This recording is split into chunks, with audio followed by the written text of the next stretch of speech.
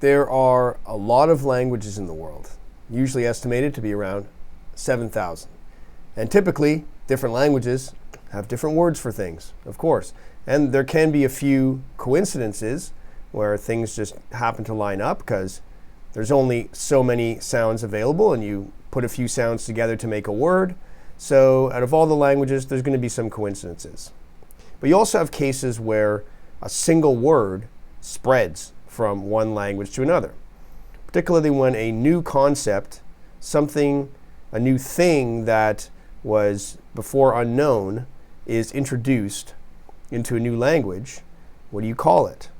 You can see this happening with things like computers and phones. A lot of the new technology, in most languages don't have a word that captures anything like computer or phone, and so you often see words kind of like phone, being brought into many languages that originally would have no connection with this word phone. But there's one word that I think really stands out. I haven't found another quite like this. One word that really stands out for being spread all over the world, and that is coffee. So here we have to give credit to the Reddit user Caution Wet Paint for putting this together, and I included the link below to the original post on Reddit. And this map shows how one word conquered the world, and this is the word coffee. Now originally this came from Arabic, and you see it written here as kahwa or something thereabouts, and this word, you can see how most of the world has taken it on. Each language that it spread into, it has some kind of variation that's related to the particular language that it comes from. But all of them can be traced back to the same word. So let's take a look into this word here, and we'll zoom in on the Arabian Peninsula, where I see kahwa, some version here. You can see how it's spread east.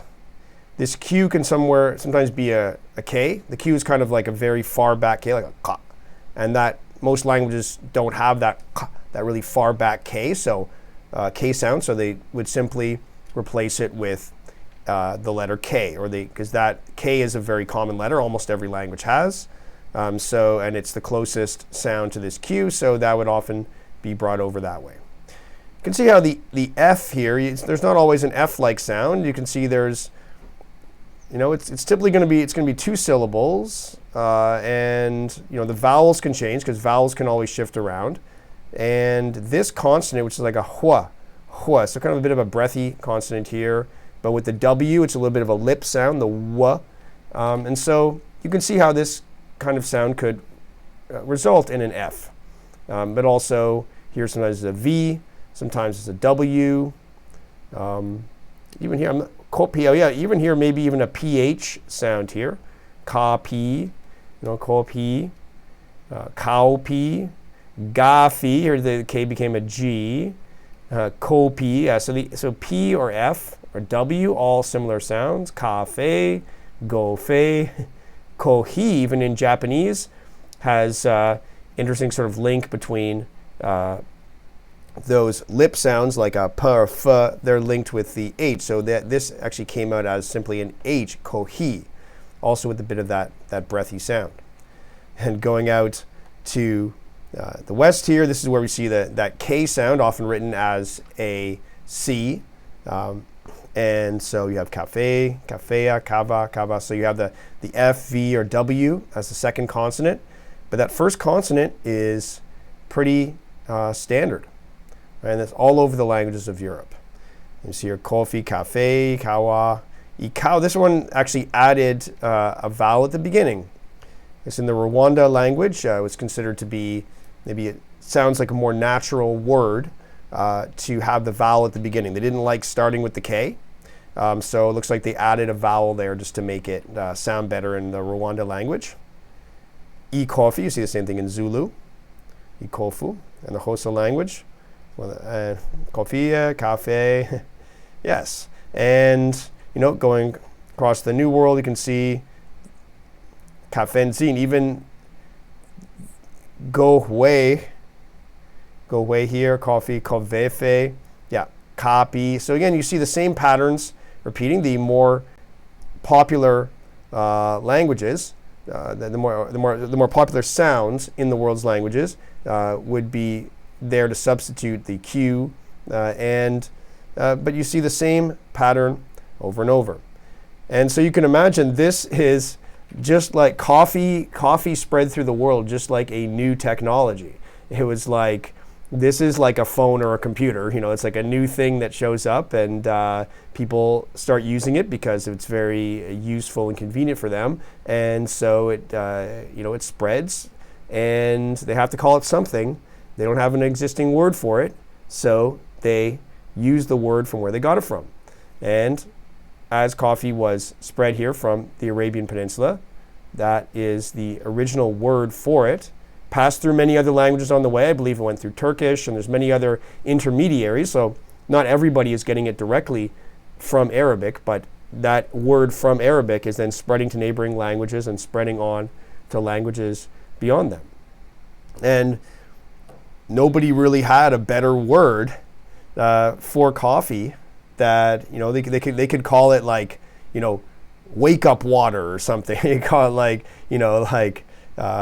tremble water, or like, alertness water or something, or like they could call it black water. They could come up with some possible combination of words in native language for it if they wanted to, but no language seems to have done that. They all want to have a special word for this thing that it doesn't, they don't want to call it wake up water. It's just going to get one word. I mean, but it's the same with something like a phone. Like why do you have to use the word phone? You could call it like the talk box.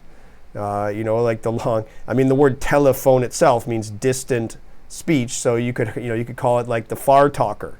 You could come up with all these combinations of existing words in any language in order to describe this new thing, but often it's just more convenient and to just take a single word brought from wherever this technology is from.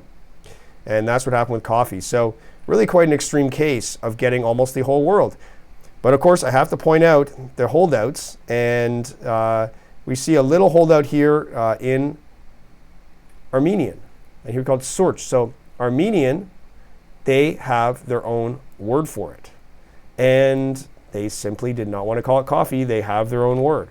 And you also see it in these Ethiopian languages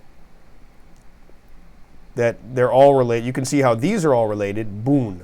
So, and Ethiopia claims for themselves, they claim to be the originators of coffee, and it seems to be, they have as much of a case that Ethiopia is really the origin of coffee as much as Arabia, and just that the Arabian coffee spread through the world, and where the Ethiopian coffee was more isolated within its own area. But they saw no reason to bring in this Arabic word when they already had their own. So you can see how history is sort of baked in to the vocabulary. It's baked into these words, where you can see how these two places that had their own coffee tradition, they did not bring in the Arabic word, but everybody else did. So I'd be curious to know if you're aware of any other words that have anything close to this level of global distribution. Because there's always going to be an interesting story when one word spreads this far and wide. And now I'd like to look further into the origin of this word coffee. Where did it actually come from? So take a look back into the Arabic here. So here we see the Arabic word kahwa. And we can look at, I kind of like the way that these characters look here in Arabic. It almost looks like kind of like a flower or a plant here. You have the Q, Kah, Wa. There's like Q, H, W. And this is some kind of, I think, a grammatical marker or something at the end. Not sure how that works. But I like the way those letters look. So here, looking at the origin of this word, you can see that in Arabic, the words are really based around these consonantal roots, and you see so it's Q, H, Y as the three roots, and the idea here is that it's related to the idea of wine. So interesting to connect the idea of coffee and wine. It's connected to being a kind of intoxicant, and that it was always connected with that. Of course, there's still argument about exactly where it comes from in the origin, but it seems like these letters were used to mean wine before they were used to mean coffee. So the connection there is pretty strong. There's some theories about maybe dark stuff, dull. That's just suggestion. The idea of becoming weak, taking away hunger. Maybe coffee suppresses appetite. Maybe it takes away the desire.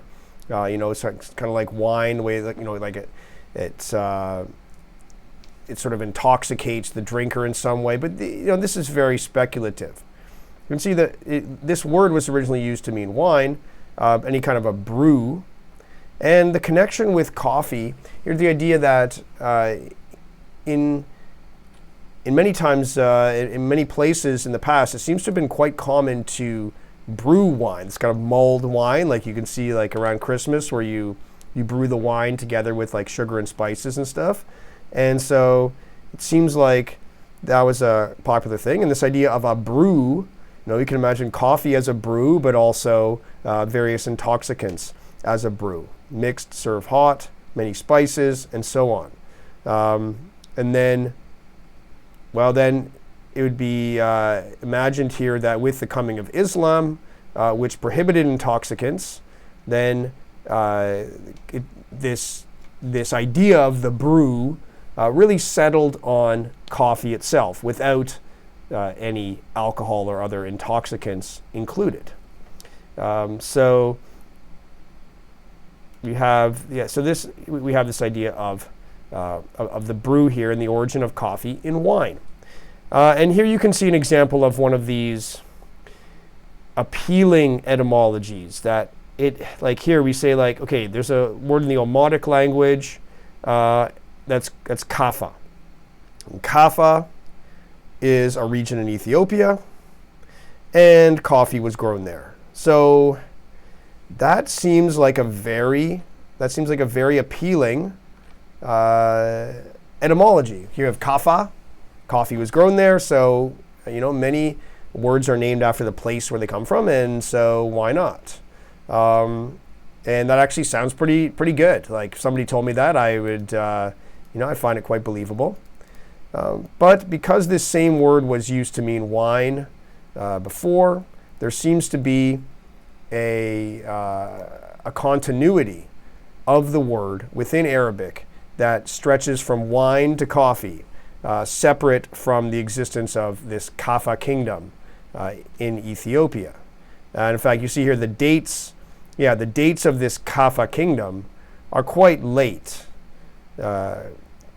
compared to like the times that of the Arab conquest and the time of coffee was spreading a long time before this. So it seems to be off in terms of the time, although otherwise, seems like pretty perfect etymology there. You're going to name coffee after Kaffa. So tempting, but here they use they use the word dubious, like, well, yeah, doesn't quite line up. So here you can see, so here we have the different forms of Arabic, so all spelled the same way, but you can see the differences in pronunciation. Ahwa, gahwa, ghawa, ahwe, gahwe, kahwe, and kahwa. All these different ways of saying the same word in these different versions of Arabic. You can see using the International Phonetic Alphabet letters here.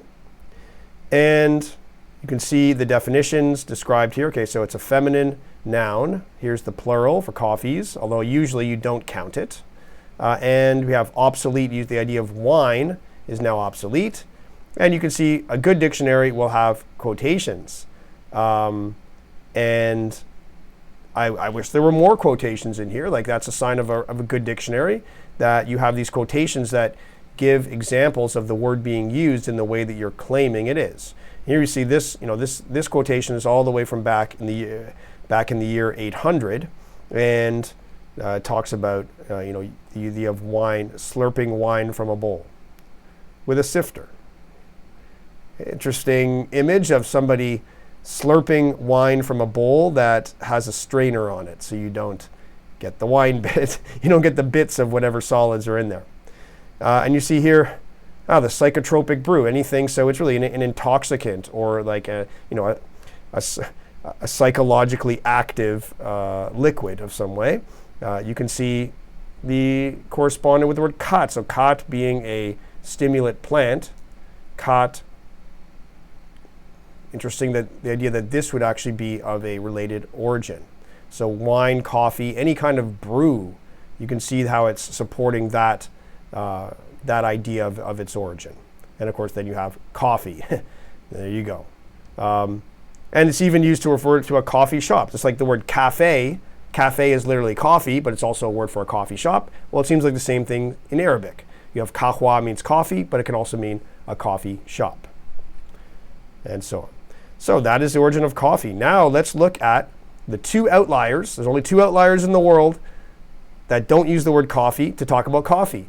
And the first one, the main one, would be in Ethiopia. So here we see, this is the word boon. Okay, so we're in the Ethiopian alphabet. And interestingly enough, it also comes from Arabic. Not coffee, but not the same word, but it also comes from Arabic, and this is a word that simply means coffee, a much simpler word. There's no fancy complex origins here. It is literally just a word for coffee. And we have boon or bunna, okay. But what is the origin? And you can see here that there's a few other versions. These are other related languages that are close to Amharic. I picked Amharic because it's one, it's sort of the main Ethiopian language. But you can see other Ethiopian languages. Harari, boon. Tigray, boon. Tigrinya, boon. So this whole idea of boon is continuing. So we have to look into the origin of this Arabic word boon. Right, and now, okay, well, that's where the story comes, right? So that's where the complexity comes, because here we have the origin. We're going way back into boon, Arabic. And, well, this is simply the word bn. Yeah, so we have different versions. This is simply bn. So the first one here we see that this is ibn. So this would mean, this is used to mean like a son or something. So this is a different word. So when we look into here, yes, here is etymology number 2. This is the relevant word here, boon. So now it's suggesting that even the Arabic word boon goes back to, here it's classical Syriac. The Syriac language, buna, which was attested, as in there's some kind of written example that was found that refers to that, in which buna was referring to barley soaked in water, this kind of barley drink. Isn't that like, is that like Ovaltine or something? There's some kind of some kind of those hot beverages where they soak barley or some equivalent in it, like it's often used as a sort of coffee substitute. And so this idea of this old beverage from classical Syriac then came to be used for different brews. So again, the whole idea of brew continues. Less likely, there is also the name of a fish sauce, which probably is not really something you want to be thinking about when you're drinking a coffee. You don't want to compare it to fish sauce. But the idea of course, barley, of course, a barley brew, that could be converted to the idea of a coffee brew, so that meaning could transfer over. And so it's similar to the pattern that you saw here in Kahwa. The idea of straining. Oh no, here they mean the meaning strain. Yeah, so in Ethiopia, it then particularly became all about coffee. And okay, here that they're looking for further evidence for this, because a lot of these etymologies, I mean, they make big claims, but you have to kind of judge for yourself. And here we have ancient Greek bune, malt, which is barley. So this idea of barley bune, that fits there. And so as an ancient Greek took the same word and as this kind of barley idea. And, then there's discussion, okay, Middle Iranian, all right, so there's a word for grounds, boon, okay. So a lot of different things that are possibly connected. I can't say this is fully convincing, but they're presenting this is a pretty promising idea that there's this connection with barley. And they're presenting a bunch of possible supporting evidence. But then this word came to mean coffee. And it's simply another word. This is still Arabic, but it's a different word for coffee. And it's not the one that came to normally be used for coffee. But this is another Arabic word that then moved into the Ethiopian languages for coffee. So it's interesting that both of them, that even this holdout that I imagined being an independent coffee story that is sort of independent from Arabic, it has its own independent word. It managed to avoid the coffee conquest, but it still has another word that is derived from Arabic. And we can trace back to the classical Syriac, bune, meaning barley soaked in water. So an alternative, you see how you often have these words following these parallel paths. You have these two words meaning coffee. One conquers the world and one conquers Ethiopia. So finally, we'll look at the last holdout from the world of coffee, which is in Armenian, the word surch. And again, we really get all three of these languages. We really get some fun alphabets, some fun writing systems: Arabic, the Amharic, and now the Armenian, all with interesting writing systems.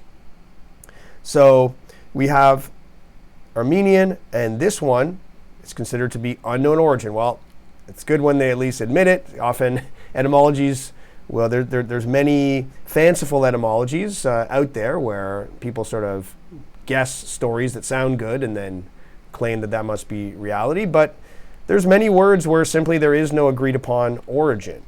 But some of the best things you can do in these cases is simply go back and try to find the earliest form. What is the earliest time that you found this word? And this one doesn't go that far back. A grabar, so the grabar meaning a word for old Armenian, an old Armenian version, so a gloss meaning a translation. It's an old Armenian translation of the modern Armenian word have, so there's coffee right there. Well, so some various uses. So interesting that there is still this word cafe there, but it's not the main one. The main one is surch. So this surch, it does seem like the best explanation, or the best guess you could say, is onomatopoeia, where a word is named after the sound it makes. So it's simply a surch, the sound of sipping or slurping. Well, there you go. So sometimes words are that simple. Sometimes the origin of words is simply in an imitative sound. So here you can say, here now there is an attempt to make a folk etymology. So these are very common, where you kind of make a story that makes a nice story for the word, even though it has no historical evidence. And so, you can say, well, coffee is black water. So here we have seujur, so seujur, black water. Yeah, okay. But there's just no evidence of that actually being where it comes from, but it does make a nice story. And that is the last survivor of the world of coffee. And this is where these words come from. So, as I always like to say, every word has a story, and the story of coffee is a big one.